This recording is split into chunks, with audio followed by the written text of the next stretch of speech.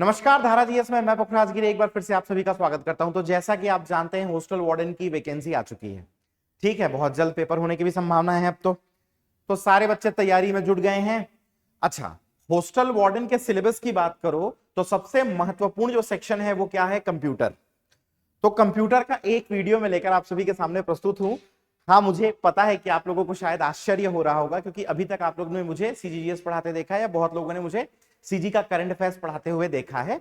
Computer पढ़ाते हुए शायद आप पहली बार मुझे देख रहे हैं।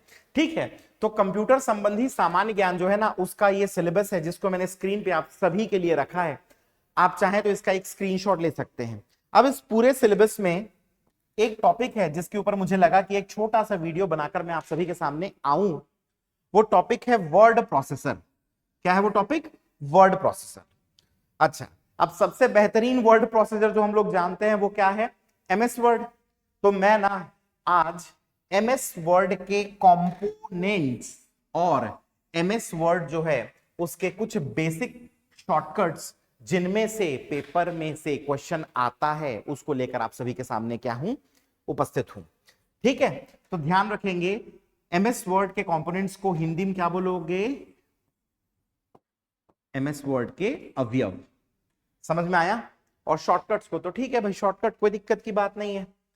सबसे पहले क्या करें, तो एमएस वर्ड जो है ना, इसका एक बेसिक्स इंट्रोडक्शन हो जाए।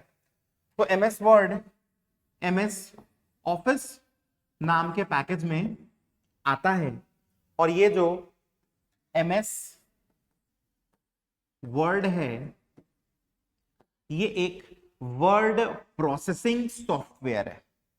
अब वर्ड प्रोसेसिंग सॉफ्टवेयर होने का क्या मतलब है? तो ध्यान रखना, इसके माध्यम से हम लोग एक वर्ड डॉक्यूमेंट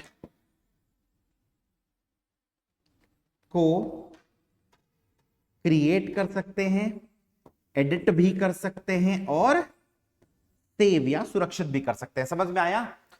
तो वर्ड प्रोसेसिंग सॉफ्टवेयर है बोलने का यह अर्थ है कि इस एमएस वर्ड के माध्यम से, ये उटपुटांग टाइप का एम लिखा गया, इसको सही कर देता हूं। ठीक है, इसको ठीक लिख देता हूं। इस एमएस वर्ड के माध्यम से हम वर्ड डॉक्यूमेंट को क्रिएट कर सकते हैं, बना सकते हैं, उसको एडिट कर सकते हैं, साथ में सेव कर सकते हैं, सुरक्षित भी कर सकते हैं। इस लाइन के ऊपर CS PHCL में क्वेश्चन आया था, ध्यान रखना।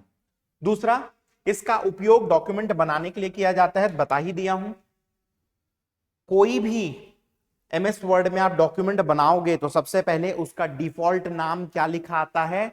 document1 ही लिखा आता है। बाद में आप जाके उसको रीनेम कर सकते हो, कोई दिक्कत की बात नहीं है, अपने नाम से नाम रख लेना। अच्छा, अब ये जो एमएस वर्ड है इसमें एक्सटेंशन नेम क्या आता है? तो सबसे पहले समझना, जब आप इसको सेव करोगे तो कैसे सेव होगा? document1.docx। तो ये डॉट के बाद ये जो हिस्सा आप देख रहे हो ना, या डॉट के साथ ये जो हिस्सा आप देख रहे हैं, यही इसका क्या है? Extension name. समझ में आया? तो एमएस वर्ड में दो प्रकार के एक्सटेंशन आपको दिखेंगे, .doc और .docx। ये भी CS PHCL के पेपर में आ चुका है। अब आप कहोगे दो अलग अलग क्यों हैं? तो ध्यान रखना, एमएस वर्ड 2007 का जो एडिशन था, उस एडिशन से आगे जितने हैं उसमें .docx इस एक्सटेंशन नेम का इस्तेमाल होता है, और पुराने वर्जन्स जो हैं 2007 से पुराने वर्जन्स, उसमें .doc इस एक्सटेंशन नेम का क्या होता है? यूज होता है। समझ में आया? तो एक तरीके से कह लो कि 2007 वाला जो एमएस वर्ड है उससे लेके अभी तक .docx चल रहा है, और 7 से पहला वाला जो था उसमें क्या चलता था? .doc। तो ये एक इंट्रोडक्शन रहा छोटा सा, इसमें से दो क्वेश्चन आ ही चुका है। ठीक है, आगे बढ़ जाते हैं। अच्छा, आगे बढ़ने से पहले मैं आपको बता दूं कि धारा जीएस जो है ना, मतलब हम लोग क्या कर रहे हैं? तो हॉस्टल वार्डन का अपना पहला बैच हमने अनाउंस किया है 7 मार्च 2024, जो कि दिन है क्या? गुरुवार। सुबह 7:30 बजे से 10:30 बजे तक ये बैच होगा। 1-1 घंटे की 3 क्लास लगेगी। कंप्यूटर की क्लास होगी, शुरुआत में गणित की होगी, बाल मनोविज्ञान की होगी। तो शुरू में 3 सब्जेक्ट कौन से लगेंगे? कंप्यूटर, गणित और बाल मनोविज्ञान। कंप्यूटर मैं पढ़ाऊंगा, गणित शुभम सर पढ़ाने वाले हैं, इनका वीडियो आप लोग देखे ही होंगे, और बाल मनोविज्ञान के लिए आकाश सर है। समझ में आया कि नहीं आया? तो बेसिकली इन 3 क्लासेस के साथ बैच शुरू होगी। और बता रहा हूं, डिटेल्ड टीम जो है उसका एक क्रिएटिव हम लोग आज शाम को डाल ही देंगे, तो आप देख लेना कौन कौन क्या क्या पढ़ाएगा। सोनल मैडम जो है वो इंग्लिश पढ़ाएंगी,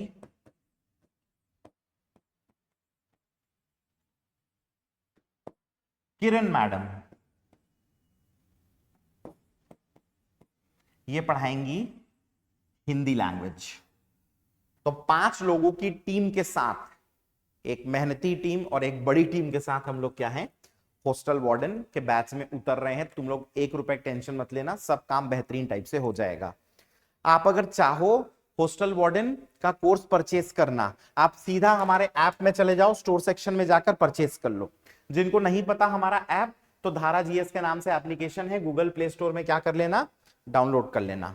अगर किसी प्रकार की कोई दिक्कत है या हमसे बात करके कोर्स परचेस करना चाहते हो तो ये हमारा नंबर है जी, फोन कर लेना दोनों नंबर्स पर। कोर्स ऑनलाइन भी है, मतलब सिर्फ लाइव और रिकॉर्डेड, और कोर्स ऑफलाइन भी है। ऑफलाइन में ऑफलाइन, लाइव और रिकॉर्डेड तीनों ही चीजों की सुविधा रहेगी। नेक्स्ट आपको मैं बता दूं, क्लासरूम में जो हम पढ़ाएंगे पैनल का, इसका पीडीएफ भी मिलेगा। शुल्क हमने न्यूनतम रखा है, बहुत ज्यादा फीस रखा नहीं है, लेकिन फीस इतना है कि एक बेहतरीन क्वालिटी हम आपको दे सकें। समझ में आया कि नहीं आया? अब एकदम चना मुर्रा टाइप कहां से हो पाएगा, आप लोग भी समझ रहे हो। ठीक, चलिए भाई, तो आगे आते हैं और अपने इस टॉपिक को उठाते हैं। क्या है भाई टॉपिक? तो टॉपिक है components of MS word. MS word के अवयव। अब इसके बेसिक कंपोनेंट्स में आपको क्या क्या दिख जाएगा, तो देखते जाना। हाँ, सबसे पहले दिखेगा टाइटल बार। क्या दिखेगा? Title bar. तो मैंने इमेजेस रखे हैं जिसके माध्यम से मैं आपको समझाऊंगा। तो जैसे ही एमएस वर्ड को आप खोलोगे, सबसे पहले सबसे ऊपर की एक पट्टी आपको दिखेगी, यही पट्टी टाइटल बार कहलाती है। इस पट्टी की खासियत क्या है पता है? 1 मिनट यार, कैसे डकार टाइप आ रहा था। इस पट्टी की खासियत क्या है? तो सबसे पहले इसमें ना आपको सॉफ्टवेयर का नाम दिख जाएगा। तो देख लो भाई, लिखा हुआ है कि वर्ड खुला है। उसके बाद बगल में डॉक्यूमेंट का नाम, तो डिफॉल्ट वाला वही डॉक्यूमेंट 1 दिख रहा है। आप इसको अपने नाम से सेव कर लो, अगली बार खोलोगे तो आपका नाम दिखेगा। इसके अलावा यही जो टाइटल बार है, इसमें मिनिमाइज करने का, मैक्सिमाइज करने का या क्लोज करने के भी बटन्स आपको दिख जाते हैं। समझ में आया कि नहीं आया? तो आप क्या कर सकते हो, मिनिमाइज कर सकते हो, मैक्सिमाइज कर सकते हो, मतलब छोटा कर सकते हो, बड़ा कर सकते हो, और क्या कर सकते हो, क्रॉस बटन दबा के आप इसको बंद भी कर सकते हो। समझे कि नहीं समझे? तो यही टाइटल बार है। तो डॉक्यूमेंट खुलेगा तो सबसे ऊपर की पट्टी टाइटल बार है। क्या क्या है? तो सॉफ्टवेयर का नाम है, उसके अलावा जो डॉक्यूमेंट खोले हो उसका नाम है, मिनिमाइज का बटन है, मैक्सिमाइज का बटन है, बंद करने का बटन है। क्लियर है? बहुत बढ़िया।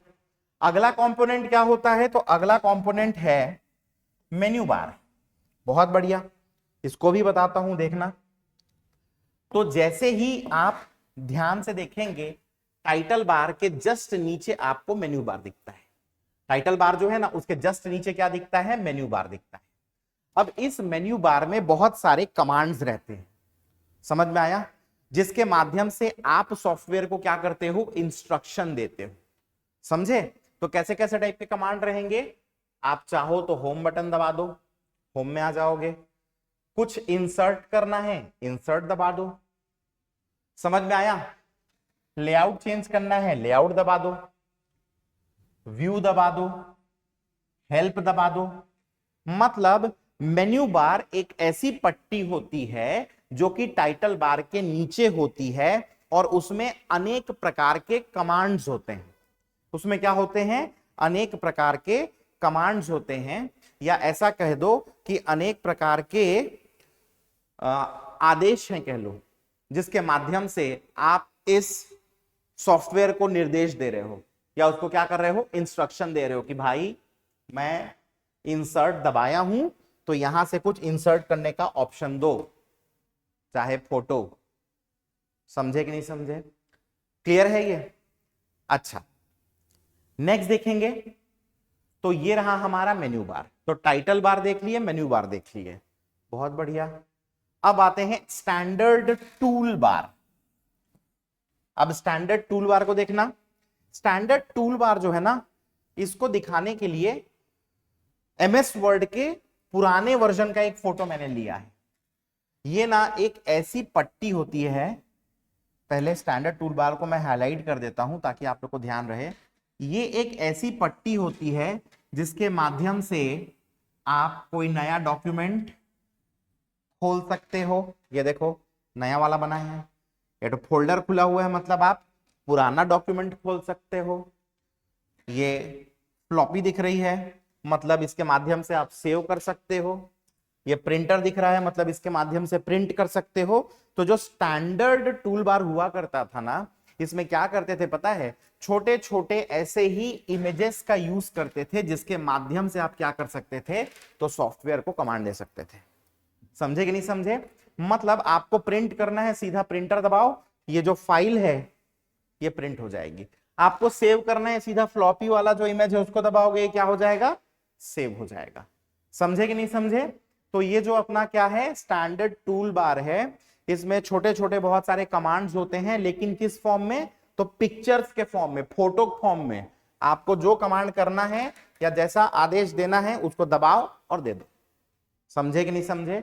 तो ये बेसिकली क्या रहा, अपना एक स्टैंडर्ड टूल बार। ठीक है, तो एग्जाम्पल क्या क्या याद रखना, कोई नया डॉक्यूमेंट खोलना है, नया खोल लो, कोई पुराना खोलना है, कोई पुराना खोल लो, सेव करना है, सेव कर लो, प्रिंट करना है, प्रिंट कर लो। 4 एग्जाम्पल याद रखोगे चल जाएगा, कोई टेंशन की बात है नहीं। क्लियर है? इसके बाद आते हैं रिबन। बहुत बढ़िया।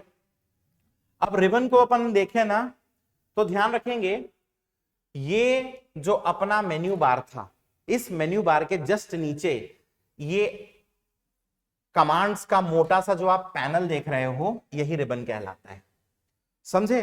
तो कमांड्स का जो मोटा सा एक पैनल देख रहे हैं, मेन्यू बार था ना, ये टाइटल बार था, ये मेन्यू बार था। तो मेन्यू बार के नीचे कमांड्स का एक बड़ा सा जो पैनल दिख रहा है, इसी को क्या बोलते हैं, रिबन। समझे कि नहीं समझे? अब ध्यान से अगर आप देखो तो असल में क्या है ये, तो ये ऐसा नहीं लग रहा है कि बहुत सारे टूल बार्स का फंक्शन सब यहीं पर है। तो रिबन को फेमसली कहा जाता है क्या, कि ये सेट ऑफ टूल बार्स है। समझ में आया? तो जैसे टूल बार में फंक्शन था, वैसे ही बहुत सारा फंक्शन दिख रहा है कि नहीं, तो ऐसा लग रहा है कि बहुत सारे टूल बार्स का क्या है, ये एक सेट है। तो रिबन असल में क्या है, तो एक बड़ा सा पैनल है जिसमें बहुत सारे कमांड्स हैं, मेन्यू बार के जस्ट नीचे रहता है। और फेमसली इसको क्या बोल सकते हैं, तो इसको बोल सकते हैं कि ये एक सेट ऑफ टूल बार्स है। समझे? तो ये रिबन रहा। अच्छा, अब इसके बाद नेक्स्ट देखते हैं क्या, रूलर। अब भैया हमारे पास इस वर्ड फाइल में 2 प्रकार के रूलर होते हैं। एक होता है वर्टिकल रूलर और दूसरा होता है हॉरिजॉन्टल रूलर। वर्टिकल, ये जो आप देख रहे हो ये वाला वर्टिकल रूलर है, और ये जो आप देख रहे हैं ये हॉरिजॉन्टल रूलर है। तो रूलर आपको कहां दिखेगा, तो एक तो डॉक्यूमेंट के एकदम टॉप पे और डॉक्यूमेंट के लेफ्ट की तरफ, लेफ्ट साइड। तो टॉप में और लेफ्ट की तरफ ही आपको क्या दिखने वाला है, रूलर दिखने वाला है। अब रूलर को अगर नहीं दिख रहा है तो लाएंगे कैसे, तो ये जो व्यू करके कमांड है, जैसे ही इसको आप क्लिक करेंगे, एक ऐसा छोटा सा पैनल खुलेगा जिसमें रूलर लिखा रहेगा। आप टिक करोगे उसको और रूलर जो है वो आपके डॉक्यूमेंट में आ जाएगा। समझ गए? तो रूलर्स वर्टिकल हॉरिजॉन्टल दो टाइप के रूलर्स होते हैं। अब रूलर्स के मदद से हम क्या क्या कर सकते हैं, तो देखना भाई, हम लोग रूलर्स की मदद से एक तो मार्जिन सेट कर सकते हैं,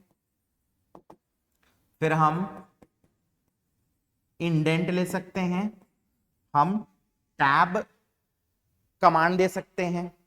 अब ये क्या क्या होता है थोड़ा थोड़ा समझा देता हूं। सबसे पहले आना, उदाहरण के लिए ये रूलर है, यहाँ पे दो छोटा छोटा ट्रायंगल आपको दिख रहा होगा, इसके बीच में जैसे ही कर्सर को रखोगे इसको आप हिला सकते हैं। अब आप लिखना चालू करिएगा तो लिखाएगा कहां से, यहां से। समझ गए? कहां से लिखाएगा? यहां से। अभी इस पार की बात ही नहीं बता रहा हूं।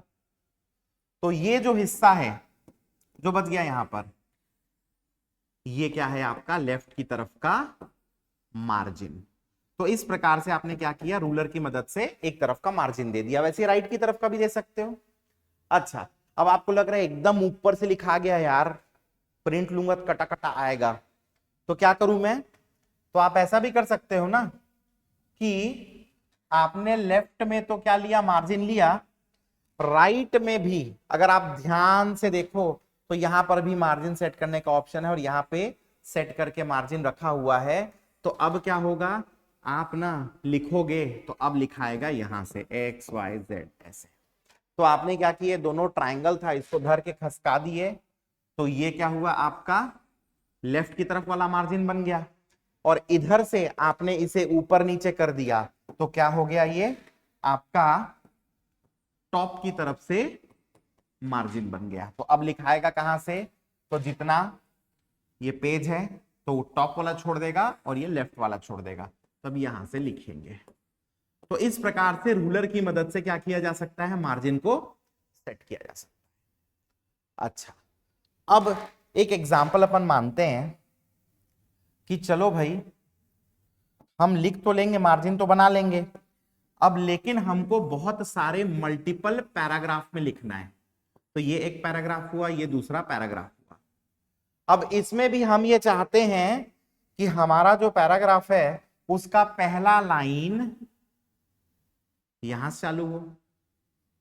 तो ऐसी परिस्थिति में आप इंडेंट का यूज करते हैं, उसको भी रूलर के माध्यम से ही देते हैं। तो ये ऊपर वाला जो त्रिकोण है ना, उसको पकड़ के हिलाओगे तो सिर्फ पहली लाइन जो है वो आगे पीछे होती है। समझ में आया? इसका सीधा सीधा मतलब ये है कि मार्जिन पूरे पेज को सेट करने के लिए है, इंडेंट जो है वो असल में पैराग्राफ को सेट करने के लिए है। तो क्या करिएगा, सिर्फ ऊपर वाले ट्रायंगल को लोगे ना तो ये जो पहला लाइन है ये आगे पीछे होगा। समझ गए कि नहीं समझ गए? आप पूरे को सिलेक्ट कर दो जितने पैराग्राफ हैं और फिर ऊपर वाले खिलाओगे तो सबका पहला लाइन सिलेक्ट होके चलेगा।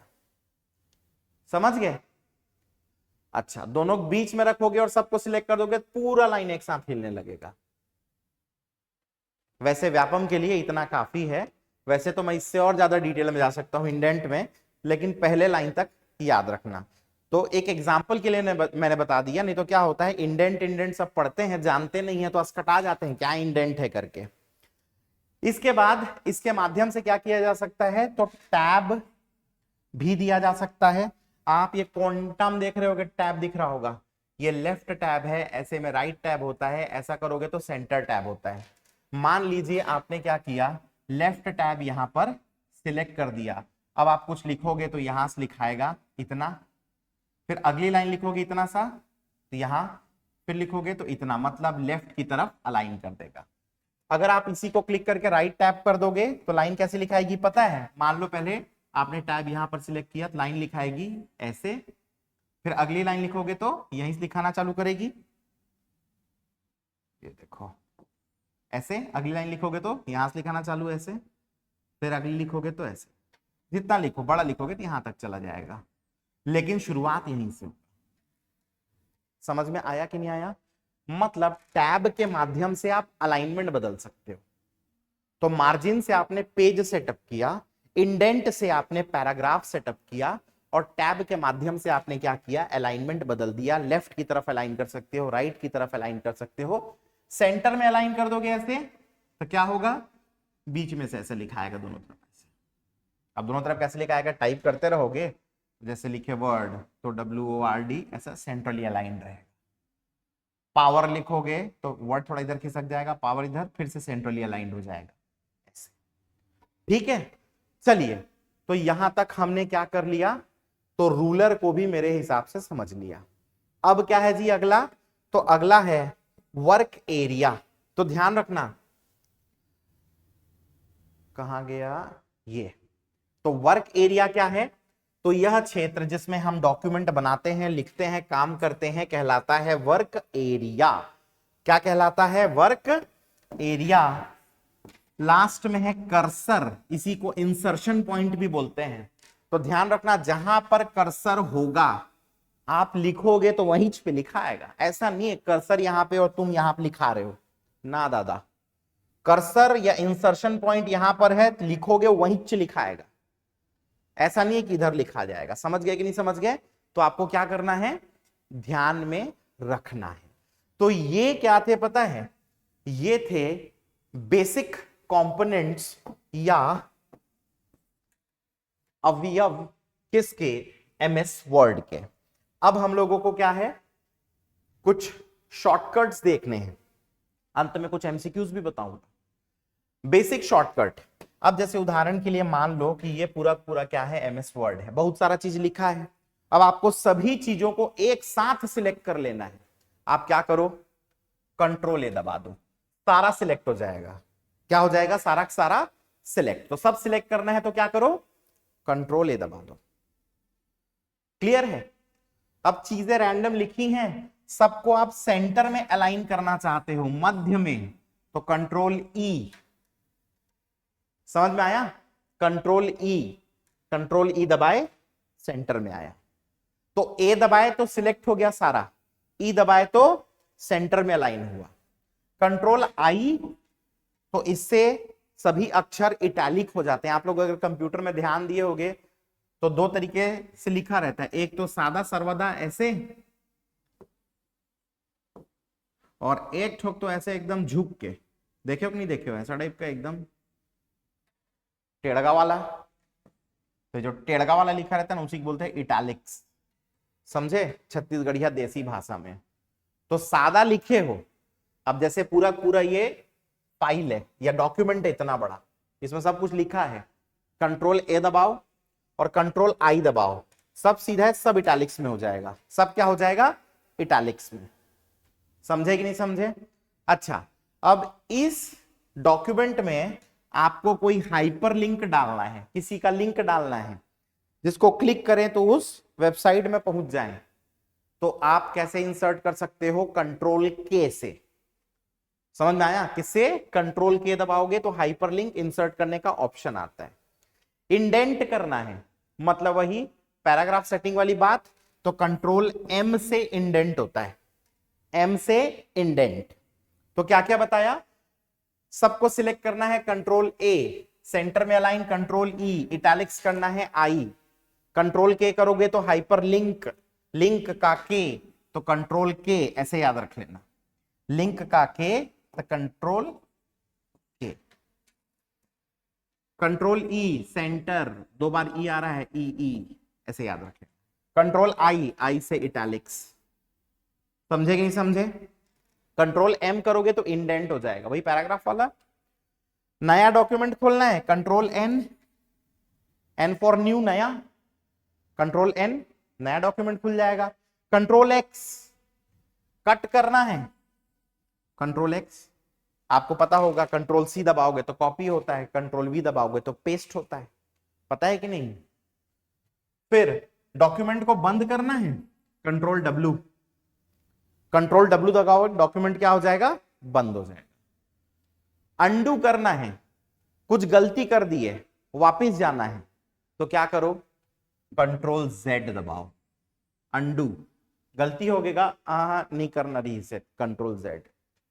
हालांकि हमारे जीवन में Ctrl Z नहीं है, और जीवन में Ctrl Z होता तो कितना ही मजा आ जाता। जो गलती करे उसको क्या करें, Ctrl Z दबा दें। ठीक है, अब आपको ये लगा कि नहीं यार, मैंने गलत चीज को मिटा दिया है, उसको नहीं मिटाना था, उसको वापिस लाना है, मतलब रीडू करना है तो कंट्रोल y।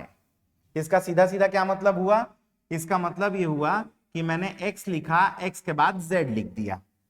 फिर मुझे याद आया कि अरे यार z नहीं लिखना था, तो मैं वापस चला गया, तो ये अंडू हो गया। फिर मेरे को याद आया क्यों नहीं लिखना था, मेरा मन है, मेरे हिसाब से x के बाद z ही आता है, तो लो भाई वापस से ले आए, तो ये रिडू है। समझ में आया? तो अंडू मतलब एक चरण पीछे जाना, रीडू मतलब एक चरण वापस से आगे आ जाना। ठीक है, चलो भाई हेल्प, अगर इस पैनल को खोलना है F1 दबाओ, F1 फंक्शन की 1, F1 दबाओ, क्या खुल जाएगा, हेल्प। F7 दबाओगे तो एडिटर पेन खुलेगा और आप क्या कर सकते हो, स्पेलिंग और ग्रामर को चेक करना शुरू कर सकते हो। तो ग्रामर चेक करना है, स्पेलिंग चेक करना है, F7 से हो जाएगा। किससे हो जाएगा, F7 से। अच्छा, अब इतना जितना मैंने पढ़ाया है ना, उसमें से कुछ क्वेश्चंस भी आए हैं, तो कुछ एमसीक्यूज को देख लेते हैं। चलिए भाई, तो एमसीक्यूज में क्या क्या है, तो पहला ही क्वेश्चन है कि माइक्रोसॉफ्ट वर्ड में निम्नलिखित में से ऐसा कौन सा कीबोर्ड शॉर्टकट है जिससे स्पेलिंग और ग्रामर की जांच की जा सकती है। ठीक है, तो F7 याद है, अब भी देखे थे, तो स्पेलिंग और ग्रामर की जांच को रन करता है ये F7। नेक्स्ट, माइक्रोसॉफ्ट वर्ड क्या है, तो मैंने बताया था ये वर्ड प्रोसेसिंग प्रोग्राम है। ये वर्ड प्रोसेसिंग प्रोग्राम है जिसके माध्यम से हम वर्ड डॉक्यूमेंट को क्रिएट कर सकते हैं, एडिट कर सकते हैं, सेव कर सकते हैं। फिर एमएस वर्ड में निम्नलिखित किस शॉर्टकट के उपयोग से चयनित टेक्स्ट को इटैलिक, याद है मैंने क्या बोला था, आई से इटैलिक, कंट्रोल आई सही आंसर है। और अगला क्वेश्चन है, एमएस वर्ड में कौन सा फॉन्ट एक स्टाइल नहीं है, देखते जाना। इटैलिक, तो हाँ भाई, अगर कुछ लिखा है इटैलिक करोगे तो क्या हो जाएगा, टेढ़गा हो जाएगा। जैसे एच लिखा है, इटैलिक करोगे ऐसा हो जाएगा। अंडरलाइन, तो एच लिखा है नीचे आ जाएगा अंडरलाइन। बोल्ड करोगे तो वही एच क्या हो जाएगा जी, मोटा हो जाएगा। तो ये तो क्या है, फॉन्ट का स्टाइल है।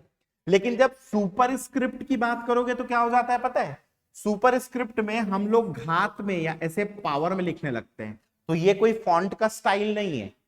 सुपर स्क्रिप्ट में हम लोग क्या करते हैं, पावर में या घात में लिखने लगते हैं, तो ये कोई स्टाइल नहीं है। ये स्टाइल है, सादा था टेढ़गा कर दिए, इटैलिक हो गया, अंडरलाइन कर दिए, बोल्ड कर दिए।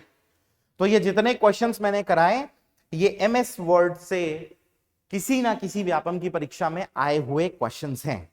ठीक है, चलिए, तो वीडियो को खत्म करने से पहले एक बार फिर से आप सभी को याद दिला दूं कि अगर आप चाहें तो धारा जीएस के हॉस्टल वार्डन की जो बैच है इसको ज्वाइन कर सकते हैं। ये बैच 7 मार्च से शुरू होगी, सुबह 7:30 से 10:30 बजे की क्या है इसकी टाइमिंग है। 3 क्लासेस लगेंगी 1-1 घंटे की। कंप्यूटर मैं पढ़ाऊंगा, गणित शुभम सर और बाल मनोविज्ञान आकाश सर के द्वारा पढ़ाई जाएगी। यही तीनों क्लास के साथ कक्षा क्या होगी, शुरू होगी। वो इसलिए क्योंकि वेटेज इन तीनों का अच्छा खासा है। मैथ्स और कंप्यूटर का तो ज्यादा है, कंप्यूटर 30, मैथ्स 25 और बाल मनोविज्ञान 10 नंबर का वेटेज है। इसीलिए इन सब्जेक्ट से हम क्या कर रहे हैं, शुरू कर रहे हैं। हमारे एप्लीकेशन पर भी आप चाहें तो जाकर सीधा सीधा कोर्स को परचेस कर सकते हैं। ऑनलाइन, लाइव, रिकॉर्डेड सभी माध्यमों में कोर्स अवेलेबल है। किसी भी प्रकार की कोई दुविधा है, हमें इस नंबर पर क्या कर लीजिए, कॉल कर लीजिए। चलिए, तो ऐसे ही इंफॉर्मेटिव वीडियो के साथ मैं आप सभी के सामने फिर से प्रस्तुत हो जाऊंगा। ठीक, चलो, तो मैं मिलता हूं आप सभी से अपने अगले वीडियो में। तब तक के लिए thank you and take care.